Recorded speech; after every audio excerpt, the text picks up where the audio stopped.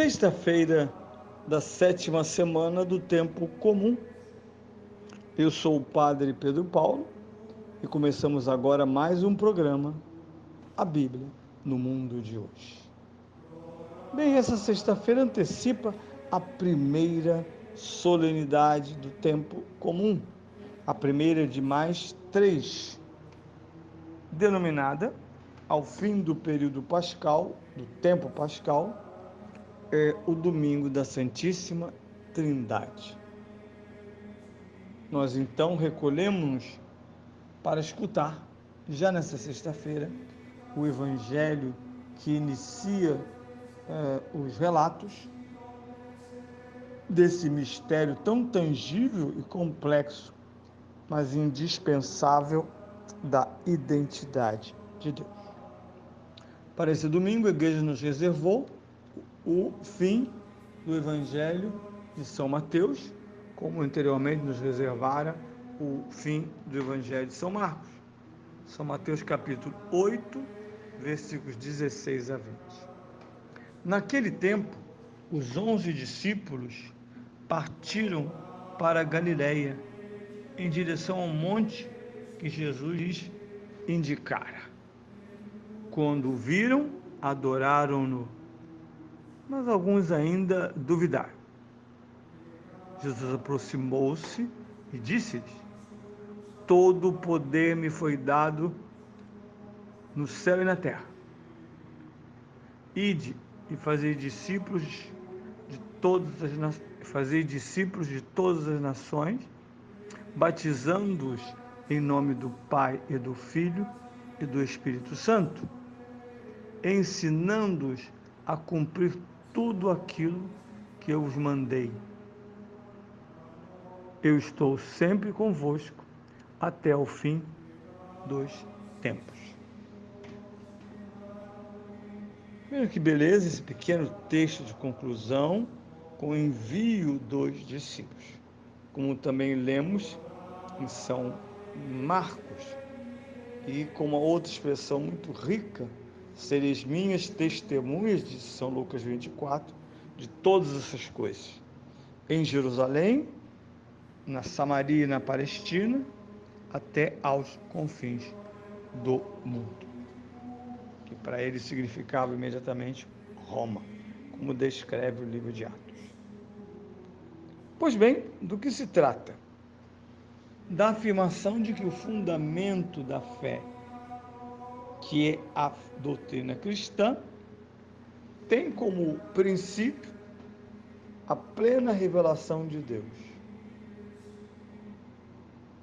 A Escritura é inspirada, isto é, reconhecida e moldada pelos hagiógrafos, iluminados, inspirados pelo Espírito Santo, isto é, por Deus, para que contem de alfa a ômega, do Gênesis ao Apocalipse, esse mistério inicialmente escondido, são as escrituras do Antigo Testamento e as escrituras explícitas, que inclusive dão razão e substância às interpretações do Antigo, que é exatamente o mistério da Santíssima Trindade explícito com a encarnação do Verbo.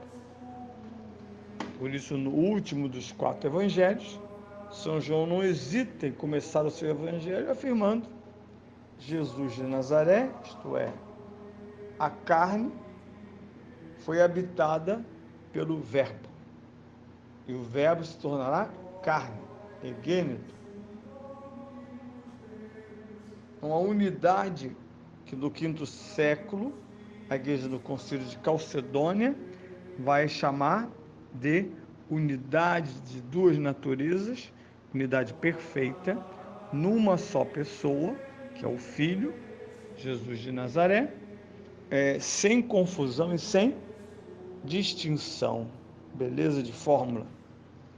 Duas naturezas que não são esquizofrênicas.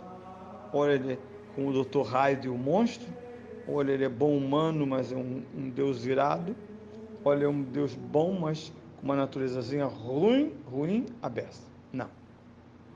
Ele é ao mesmo tempo Esse é o dom da encarnação. Deus, Filho de Deus Pai, o Verbo eterno, e ao mesmo tempo concebido no tempo do seio da Virgem Maria. Espetacular. E tudo que nós diremos será endossado pela Trindade. A eficácia das nossas palavras chamam-se sacramentos. Todos eles celebrados à luz da configuração trinitária. Isto é, os discípulos conhecem a verdade pelo anúncio dos perspicaz dos apóstolos e, ao mesmo tempo, não podem tornar-se discípulos somente por concordar, mas eles estarão em comunhão com o Pai, o Filho e o Espírito. São João, na sua linguagem muito profunda e simbólica, chega a dizer que nós nos tornamos cristãos porque com o envio do Espírito Santo, ponte, caminho, diz Jesus, eu e o Pai viremos e habitaremos em vós. O grande mistério da inabitação de Deus na natureza humana, que começa objetivamente com a encarnação de Cristo e pessoalmente até que Cristo volte, graças ao batismo, que depois vai vir a sua coroação na Eucaristia. Toda a igreja gira em torno desse sistema no qual discípulos se tornam cristãos e não só discípulos, exatamente porque pensam, são alimentados, vivem de acordo com o Espírito Santo, segundo a expressão paulina, que neles foi derramado. A água que junta a massa, cria amálgama, nos permite o pão, por exemplo.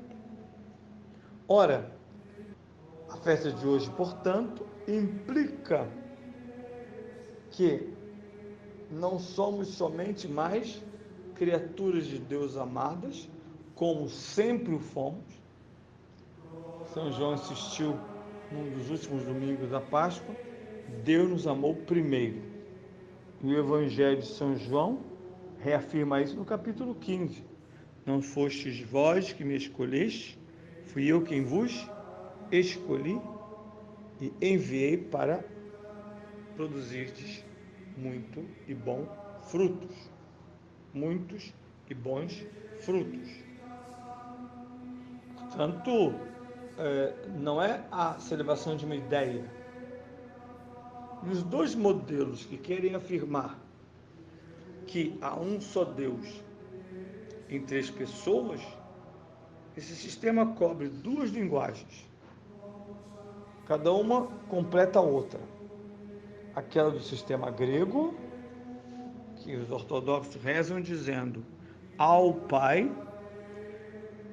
no Filho, pelo Espírito Santo. Essa é a dinâmica trinitária batismal. Cabe ao Pai toda a honra e toda a glória pelo Cristo no Espírito, pelos séculos dos séculos. Isso é o que reza a fé da Igreja e celebra a sua liturgia. Já a fórmula latina que nós usamos, em nome do Pai e do Filho e do Espírito Santo, combate o trinitarismo, que é uma forma estranha de politeísmo. Graças a Deus acabaram com aquela música doida que tinha. Tem muito padre que ainda segue nostálgico. Em nome do Pai, em nome... Não, só existe um nome pronunciado com a revelação do Pai, do Filho e do Espírito Santo.